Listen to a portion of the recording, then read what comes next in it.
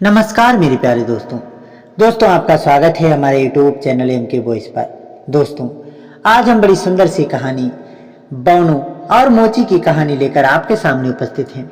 कहानी बड़ी ही सुंदर है, इसीलिए कहानी में अंत तक जरूर बने रहें। साथ ही कहानी पसंद आए तो वीडियो को लाइक जरूर करें और चैनल पर नए हैं तो चैनल को सब्सक्राइब करके बेल आइकन को दबाना ना भूलें। तो दोस्तों, आज की कहानी प्रारंभ करते हैं। बात बहुत पुरानी है। एक गांव में एक मोची और उसकी पत्नी रहते थे। वे बहुत गरीब थे, लेकिन फिर भी वे हमेशा खुश रहते थे। एक दिन मोची बोलता है कि उसके पास सिर्फ एक जोड़ी जूते के लिए पर्याप्त चमड़ा है। उसकी पत्नी ने परेशान होकर पूछा, अब हम क्या करेंगे? चिंता मत करो, मुझे यकीन है कि कुछ ना कुछ अच्छा होगा और हम भूखे नहीं रहेंगे। पति अपनी पत्नी को सांत्वना देते हुए बोला। मोची बोलता है कि अभी मैं थक गया हूं, इसलिए मैं अभी चमड़ा काट दूंगा और कल सुबह मैं जल्दी उठकर जूते बनाऊंगा। मोची ने चमड़े को काटा और कटे चमड़े और बाकी सामान को मेज पर ही छोड़ दिया। उसके बाद वह सोने चला गया। मोची ने सोचा, मुझे सुबह जल्दी उठना पड़ेगा, वरना जूते तैयार नहीं हो पाएंगे। अगली सुबह मोची जल्दी उठकर अपने कारखाने में गया। वहां पहुंचकर वो हैरान रह गया, क्योंकि जूते पहले से ही बने रखे थे। ये जूते वाकई बहुत सुंदर थे। मोची ने आज से पहले इतने सुंदर जूते कभी नहीं देखे थे। वो सोचता है, ये कैसे हुआ, जूते कैसे बने? वो अपनी पत्नी को आवाज लगाता है, प्रिय जल्दी यहाँ आ जाओ। पत्नी जल्दी से दौड़ते हुए आती है और बोलती है, क्या बात है, क्या तुम ठीक तो हो? मोची ने कहा, ये देखो जूते तैयार हैं। पत्नी ने आश्चर्य से पूछा, क्या मतलब है कि जूते तैयार हैं? तुमने कल रात मुझसे कहा था कि तुम इन्हें आज सुबह पूरा करोगे। मोची ने उत्तर दिया, मुझे पता है, लेकिन मुझे समझ में नहीं आ रहा कि यह कैसे हुआ। पत्नी आश्चर्य से फिर पूछा, क्या आप सुनिश्चित हैं कि आपने इन्हें नहीं बनाया? हो सकता है आप इनको बनाकर भूल गए हों। मोची ने उत्तर दिया, तुमको लगता है कि मैं पागल हूं? मुझे अच्छी तरह याद है कि मैंने कल रात को ही चमड़ा काटा था। मुझे नहीं पता कि ये कैसे बने और किसने इन्हें बनाया है, लेकिन देखो ये कितने खूबसूरत हैं। मैंने आज तक कभी इतने सुंदर जूते नहीं देखे। मैं चाहकर भी इतने सुंदर जूते नहीं बना सकता। ठीक उसी समय एक धनी व्यक्ति दुकान में प्रवेश करता है। वो जूतों को देखते हुए बोलता है, अरे क्या वो जूते बिकाऊ हैं? जरूर है सर, मोची ने जवाब दिया। ये जूते देखने में तो बहुत ही खूबसूरत लग रहे हैं, लेकिन मैं एक बार इनको पहनकर देखने की कोशिश करता हूँ, क्या ये मेरे सही हो रहे हैं या नहीं। अमीर आदमी ने उत्तर दिया। वो अमीर आदमी जूतों को पहनकर कुछ दूर तक चलता है और वापस आने पर, ओह ये तो एकदम फिट हैं और पहनने में बहुत आरामदायक हैं। ऐसा लगता है जैसे कि मेरे लिए ही बनाए गए हों। ये पैसा रखो और उन्हें पैक कर दो।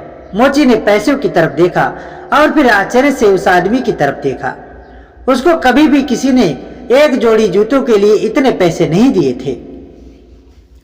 अमीर आदमी बोलता है कि तुम मुझे इस तरह क्यों देख रहे हो? मुझे लगता है मैंने तुम्हारे जूतों की सही कीमत दी है।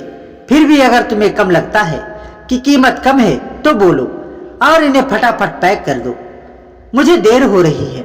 मोची खुश होकर बोलता है, नहीं श्रीमान, आपने एकदम सही पैसे दिए हैं, मैंने तुरंत पैक कर देता हूँ। अमीर आदमी के जाते ही मोची अपनी पत्नी के पास भाग कर जाता है और बोलता है, ये देखो इतने सारे पैसे। पत्नी इतना पैसा देखकर हैरान रह जाती है और पूछती है, इतने पैसे आपको कहां से मिले? मोची बोलता है, अरे तुम्हें विश्वास नहीं होगा, एक बहुत अमीर आदमी दुकान पर आया, उसको जूते इतने पसंद आए तो उसने मुझे इतने सारे पैसे देकर वह जूता खरीद लिया। उसने मुझसे ये भी नहीं पूछा कि वे कितने के थे, उसने सिर्फ पैसे दिए और चले गए। मोची अपनी पत्नी से बोला, मैं चमड़े की दुकान पर जा रहा हूँ, अब मेरे पास इतने पैसे हैं कि मैं 2 जोड़ी जूतों के लिए चमड़ा खरीद सकता हूँ और हमारे खाने के लिए भी पर्याप्त सामान खरीद सकता हूँ। तो मैं चमड़े की दुकान पर जा रहा हूँ और लौटते समय मैं कुछ राशन भी लेते आऊंगा। मोची घर लौटते समय सोच रहा होता है कि मुझे जल्दी लौटना चाहिए क्योंकि अब मुझे 2 जोड़ी जूते बनाने के लिए चमड़ा काटना है। मोची घर लौटकर अपनी पत्नी से बोलता है, देखो मैंने इतना प्यारा चमड़ा खरीदा है जो पहले वाले से कहीं बेहतर है। इससे मैं 2 जोड़ी जूते तैयार कर सकता हूँ। आप अभी वापस आए हैं और थक गए होंगे, पहले खाना खा लो फिर चमड़ा काटना शुरू करना, पत्नी ने उत्तर दिया। मोची और उसकी पत्नी खाना खाने बैठ जाते हैं। खाना खाने के बाद मोची बोलता है कि भाई आज तुमने वाकई बहुत स्वादिष्ट खाना बनाया है। इतना खाना खाने के बाद मुझे लगता है कि मेरे से काम नहीं हो पाएगा। मैं सोच रहा हूँ कि रात में सिर्फ चमड़ा काट दूंगा और सुबह जल्दी उठकर जूते बनाऊंगा। ये सुनकर पत्नी बोलती है कि आज आप सिर्फ चमड़ा काट के रख दो, कल सुबह जल्दी उठकर आप जूते बना लेना। मोची ने बिल्कुल वैसे ही किया। उसे चमड़ा काटा और कटे हुए चमड़े और अपने बाकी सारे सामान को मेज पर वैसे ही रखकर सोने चला गया। दूसरे दिन सुबह जब मोची जूते बनाने के लिए अपने कारखाने में जाता है तो वह आश्चर्यचकित रह जाता है क्योंकि 2 जोड़ी जूते तो पहले से ही वहां तैयार रखे हुए थे और ये जूते पहले वाले जूतों से भी ज्यादा खूबसूरत थे। वह अपनी पत्नी को बुलाता है, यहाँ आओ और देखो आज भी जूते बने हुए रखे हैं। वह जूते देखकर हैरान हो जाती है और बड़बड़ाती है, इतने सुंदर जूते, लेकिन इनको बना कौन रहा है। वह लोग इस बारे में ज्यादा बात नहीं कर पाए क्योंकि तभी कोई दुकान पर आ जाता है और पूछता है, कोई दुकान पर है क्या। मोची उस इंसान को देखते ही पहचान लेता है। यह वही व्यक्ति होता है जिसने कल जूते खरीदने थे।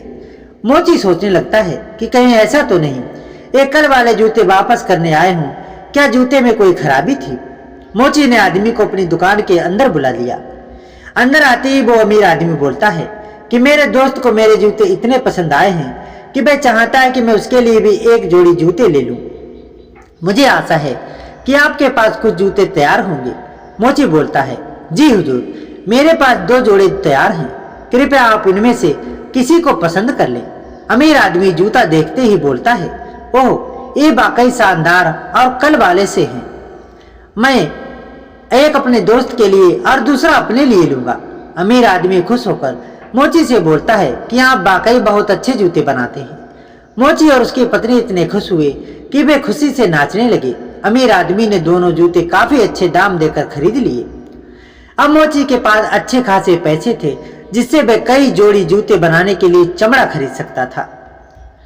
अब रोज मोची चमड़े को काट कर मेज पर रख देता था और सुबह उठने पर उसको बड़े बनाए खूबसूरत जूते मिलते थे। वह जूते इतने प्रसिद्ध हुए कि दूर दूर से लोग उन जूतों को खरीदने आने लगे। अब मोची के पास काफी पैसे हो गए थे और अब उसकी गरीबी भी दूर हो गई थी। एक दिन मोची अपनी बीवी से बोलता है कि मेरे जूते इतने प्रसिद्ध हो गए हैं और उनकी इतनी ज्यादा मांग है कि मैं इतने ज्यादा चमड़े काट भी नहीं सकता, मुझे क्या करना चाहिए। पत्नी थोड़ी देर सोचती है फिर बोलती है, क्या आपको नहीं लगता कि हमें पता लगाना चाहिए कि हमारे जूते बनाता कौन है। मोची ने कहा, अरे हाँ, मैंने इसके बारे में क्यों नहीं सोचा। कोई हमारी इतनी मदद कर रहा है और हमें पता होना चाहिए कि वह कौन है, लेकिन हम ये कैसे कर सकते हैं। पत्नी ने कहा, मेरे पास एक तरकीब है। आज रात हम पर्दे के पीछे छिप जाएंगे और इंतजार करेंगे कि क्या होता है। मोची ने जवाब में अपना सिर हिला दिया। तो उस रात जूते के लिए चमड़ा काटने के बाद मोची और उसकी पत्नी छिप गए और इंतजार करने लगे कि क्या होगा। आधी रात के बाद उन्होंने एक शानदार नजारा देखा। 2 छोटे छोटे बौने खुली खिड़की से अंदर कूद पड़े। कुछ देर खेलने के बाद वे टेबल पर जाकर बैठ गए। उनकी छोटी फुर्तीली उंगलियां बिजली की गति के साथ चल रही थी और जल्द ही सभी जूते तैयार और पंक्तिबद्ध हो गए। फिर वे 2 छोटे बौने खिड़की से बाहर कूद गए और एक झटके में गायब हो गए।